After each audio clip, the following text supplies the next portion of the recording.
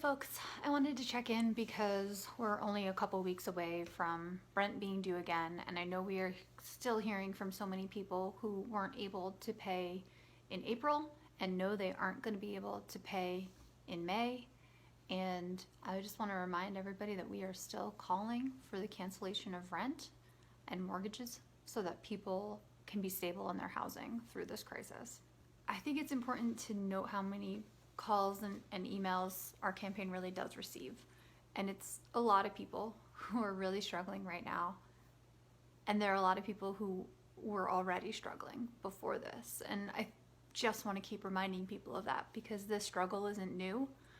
We heard from a woman just last week who, as much as it pained her, was in some ways in a better position because of this pandemic, because she was supposed to be evicted and now she won't be for at least the duration of the state of the emergency. That's the position that we put people in, that they feel grateful for a state of emergency because it's keeping them in their home.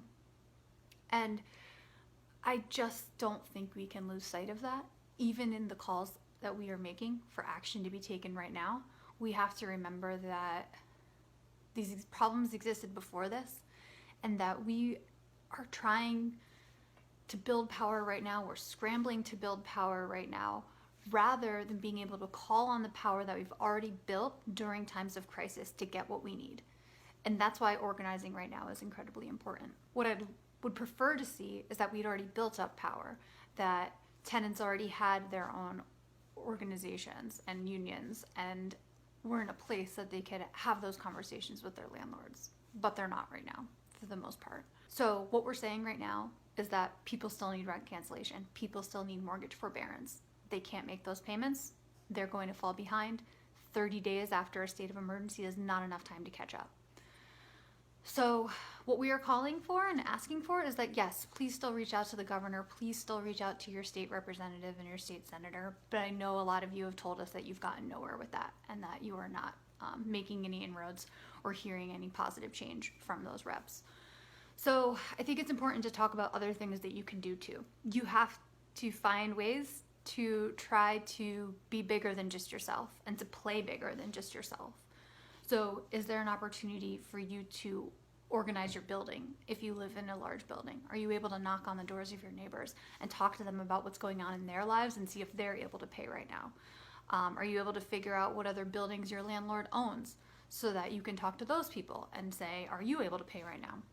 Because what is potentially dangerous to an individual, their inability to pay resulting in them being evicted at the end of this crisis, if it's everyone in your building that's going through that same experience, then your landlord may be in a position where they have to respond to every single person. And you have a lot more power when you speak as a group than when you speak as an individual.